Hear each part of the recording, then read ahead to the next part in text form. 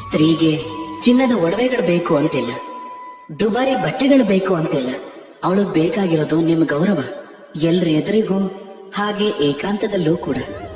ಅವಳಿಗೆ ಬೇಕಾಗಿರೋದು ನಿಮ್ಮ ಸಮಯ, ನಿಮ್ಮ ಗಮನ, ಮತ್ತೊಂದ್ ಸ್ವಲ್ಪ ಪ್ರಯತ್ನ. ಅವಳ ಮನ್ಸಿಗೆ ಅನ್ಸೋದಕ್ಕೆ ಹಾ, ನಿಮ್ ಬದುಕಲ್ಲಿ ಅವಳಿಗೂ ಒಂದ್ ಸ್ಥಾನ ಇದೆ, ಸರಿಸಮದ ಭಾವ ಇದೆ ಅಂತ.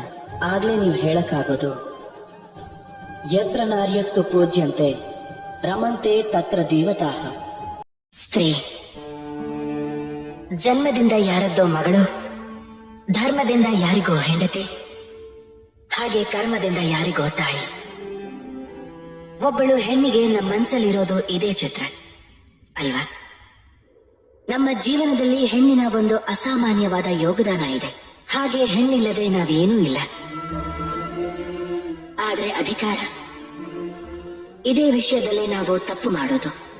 ಯಾವಾಗ ಒಂದು ಹೆಣ್ಣು ಮಗಳಾಗಿರ್ತಾಳೋ, ಯಾವಾಗ ಜನ್ಮ ಪಡಿತಾಳೋ, ಆಗ ಅವಳ ಮೇಲೆ ಅಧಿಕಾರ ಇರೋದು ತನ್ನ ತಂದೆಗೆ. ಅದಾದ ಮೇಲೆ ಯಾವಾಗ ಅವಳು ಮದುವೆ ಆಗತ್ತೋ, ಆಗ ಅವಳ ಅಸ್ತಿತ್ವದ ಮೇಲೆ ಅಧಿಕಾರ ಇರೋದು ತನ್ನ ಗಂಡನಿಗೆ. ಯಾವಾಗ ಅವಳು ತಾಯಿ ಆಗ್ತಾಳೋ, ಆಗ ತನ್ನ ಸಮಸ್ತ ಜೀವನದ ಅಧಿಕಾರವನ್ನ ತನ್ನ ಮಕ್ಕಳಿಗೆ ಕೊಟ್ಬಿಡ್ತಾಳೆ.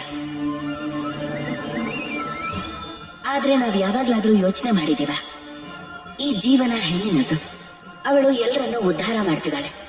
ಹೀಗಿರುವಾಗ ಅವಳ ಜೀವನದ ಅಧಿಕಾರನೂ ಅವಳ ಹತ್ರನೇ ಇರಬೇಕು ಅಲ್ವಾ? ಅವಳು ತನ್ನ ಜೀವನದ ತೀರ್ಮಾನವನ್ನ ತಾನೇ ತಗೋಬಹುದು, ತನ್ನ ಭಾಗ್ಯವನ್ನ ತಾನೇ ರೂಪಿಸ್ಕೋಬಹುದು. ಇದನ್ನ ಮಾಡೋದಕ್ಕೆ ನಾವು ನಮ್ಮನ್ನೇ ಬದಲಾಯಿಸ್ಕೋಬೇಕಾಗತ್ತೆ, ಚಿಂತನೆಗಳನ್ನ ಬದಲಾಯಿಸ್ಕೋಬೇಕಾಗತ್ತೆ.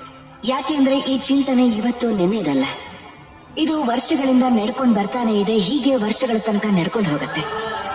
ನಾವಾಗೆ ಇದನ್ನ ಬದಲಾಯಿಸೋವರೆಗೂ.